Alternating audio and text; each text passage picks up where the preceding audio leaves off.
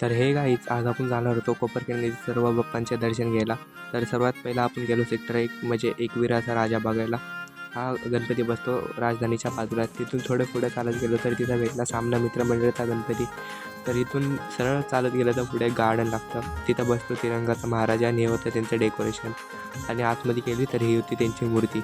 तर मूर्ती खूपच सुंदर होती. मूर्त्या बघितलं त्यानंतर आपण गेलो शिवनंदनचा राजा बघायला.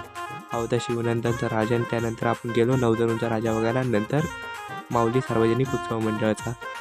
आता आपण निघालो सहामध्ये. आणि सहामध्ये सर्वात पहिला गणपती म्हणजे कोपरखिंडीचं चिंतामणी. आणि त्यानंतर बघितलं आपण कोपरखिंडीचा राजा. इथून आपण जाणार होतो सेक्टर 15ला. आणि 15मध्ये गेल्यावर सगळ्यात पहिला आपण जो गणपती बघणार होतो तो होतो कोपरखिंडीचा शकुला. तर ह्यांची मूर्ती ह्या वर्षी खूप मस्त होती.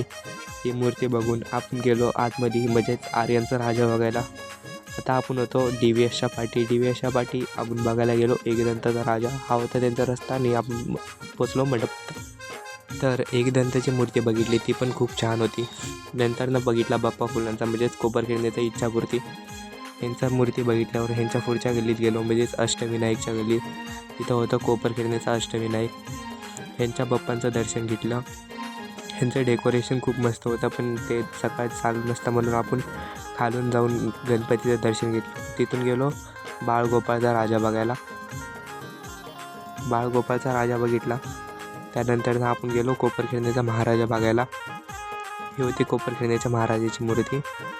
तिथून आपण गेलो शिवललकारच्या इथे. शिवललकारच्या इथं हा पहिला गणपती बघितला, ओमकार मित्र मंडळ. त्यानंतर फ्रेंड्स ग्रुपचा राजा. जी मूर्ती खूप मस्त होती, बसलेली होती दगडूशेठच्या रूपात.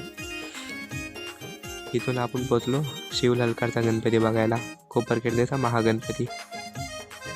तर ह्यांची मूर्ती बाळूमामाच्या रूपात होती, खूप सुंदर. आणि इथे एक छोटी मूर्ती पण होती. तर आजच्यावाल्या व्हिडिओसाठी एवढंच. भेटतो तुम्हाला नेक्स्ट ब्लॉगमध्ये. तोवर त्यांना बाय बाय.